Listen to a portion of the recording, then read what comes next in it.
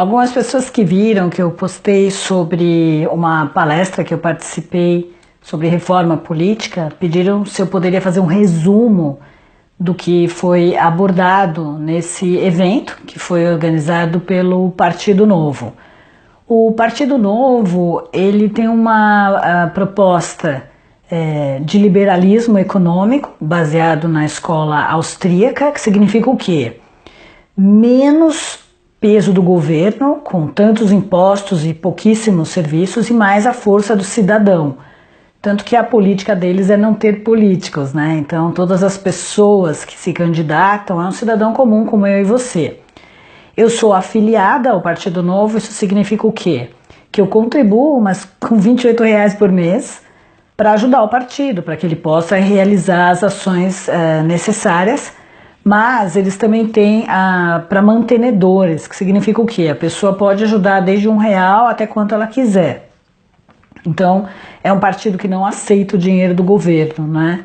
E isso já faz uma grande diferença. Eles têm várias palestras em todos os cantos do Brasil, é só você acompanhar aqui pelo site que você vai ver a proposta deles. Bom, mas eu tô aqui com as anotações que eu fiz, que eu acho bem interessante dividir com você.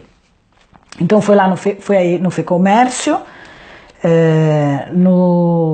que é ali perto do túnel da 9 de julho. Estavam lá, né, o Bolívar Lamonier, que é um sociólogo, que quem acompanha o William Vac, ele vai sempre no painel, que é de sábado às 23 horas. Também estava o Modesto Carvalhosa, que é um jurista especialista em corrupção. E estava o Christian Lobauer, que ele é um cientista político e é um dos fundadores do Partido Novo. Eu vou fazer um resumo porque, embora eu saiba que muita gente diz que detesta a política, eu acho que o lado bom dessa crise é ter percebido que se você odeia a política, você vai ser conduzido por esse bando de incompetentes e corruptos. Porque eu sei que no Brasil política ficou um sinônimo de coisa ruim, de roubalheira e tudo mais, mas não deveria ser assim. Então cabe a nós, cidadãos, consertarmos o nosso país, né? Porque política, vocês já viram qual foi o resultado, né? Saúde, um caos. Investimentos, ninguém quer investir no Brasil porque a situação política não se define. Então quem é que vai investir num país que pode virar uma ditadura como na Venezuela? Ninguém, em sã consciência. E sem o dinheiro de investimento fica difícil as empresas contratarem.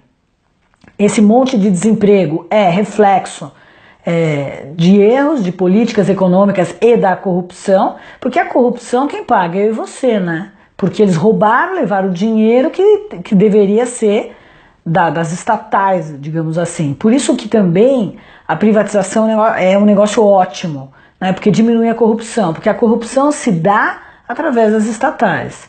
Então eu vou falar algumas coisas, eu achei bem interessante o início do Modesto Carvalhosa, o jurista. Ele fala o seguinte: todo mundo é igual perante a lei, mas a lei não é igual para todos. Então ele diz que a gente tem que batalhar mais do que qualquer outra coisa por uma nova Constituição, que a nossa Constituição já está realmente defasada, então que essa deveria ser a nossa proposta, nós cidadãos.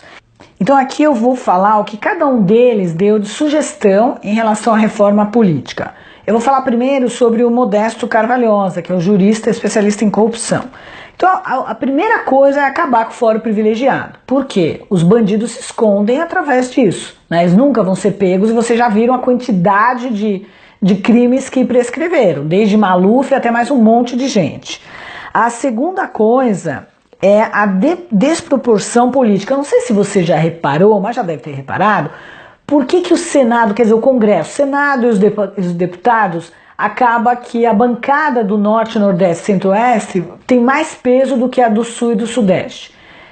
Porque eles dividiram assim, tiraram toda a força política de quem bancava o país, né, do motor econômico. Porque dizia assim, não dá para vocês terem, isso foi Getúlio Vargas, não dá para vocês serem fortes economicamente e fortes politicamente. Então, nós vamos dar força para o Nordeste, porque Norte, Nordeste e Centro-Oeste, porque assim equilibra-se as forças. A intenção foi legal, não estou aqui para falar sobre uma divisão entre Norte e Sul, Mas o que eles fizeram? Eles começaram a dividir os estados, claro, para ter mais senadores e mais deputados. Então dividiram o Mato Grosso. Então essa desproporção, quando eles dividem isso, né, com sentido, um é o motor econômico e outro é o motor político, fez o quê? Que todo mundo ficasse refém da bancada do Norte e Nordeste. Por isso que a gente está na mão dessa oligarquia de coronéis, né? E todo mundo tem que ficar lá puxando o saco do Renan, do Jucá, do Eunício. Por quê? Porque a força política, na hora de distribuir, por exemplo, São Paulo e o Sul não tem a quantidade de senadores proporcional ao tamanho que nós somos, né? Nós não temos representatividade. Em contrapartida, o que eles fizeram? Que jogada eles fizeram? Dividiram os estados, lá do Centro-Oeste, Mato Grosso, e aí eles têm o quê? Em vez de a gente aqui ter, sei lá, 3 senadores, eles lá têm 8. Né? Então tem muito mais gente representando, então fica difícil. Então essa é uma reforma que ele propõe. Que é legal ter o voto distrital, que tem que eliminar o voto distrital puro. Né? O que é o puro? Ele elimina essa coisa da possibilidade da lista fechada. A lista fechada, ela não é ruim, mas do jeito que ela está colocada, ela é péssima, porque você vota só no partido e é uma forma dos bandidos se esconderem debaixo da lista fechada.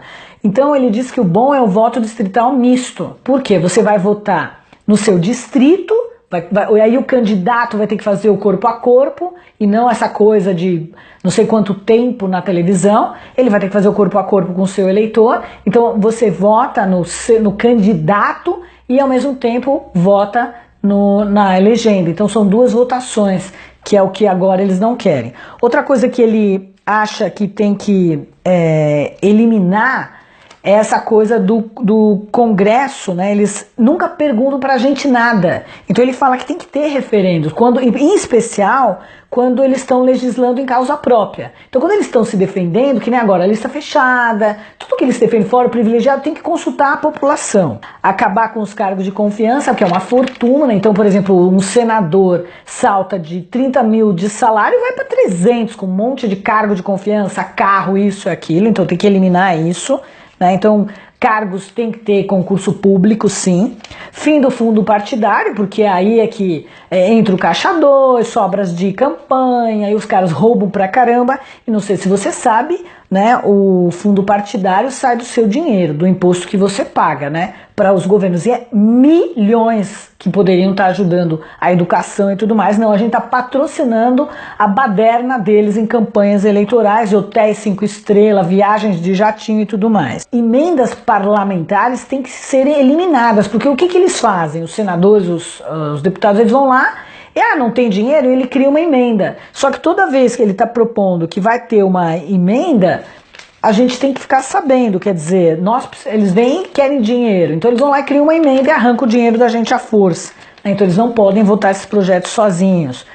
Toda vez que for ter um aumento de imposto, nós temos que ser consultados, né? Tem que eliminar toda essa parte de marketing das eleições, como eles disseram, que eles que vão para as redes sociais, que eles que vão fazer campanha no WhatsApp.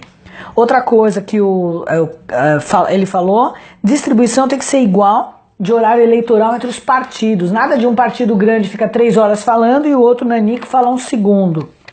Uma coisa que não está na Constituição e ele defende é a isonomia, quer dizer, todas as pessoas são iguais perante a lei. Quando ele diz todas, seja, nada dessa coisa de funcionário público recebe mais do que a gente. O salário deles, por exemplo, uma pessoa fazendo o mesmo cargo ganha no setor privado 1.500, o setor público paga 15, paga do seu posto, do seu dinheiro.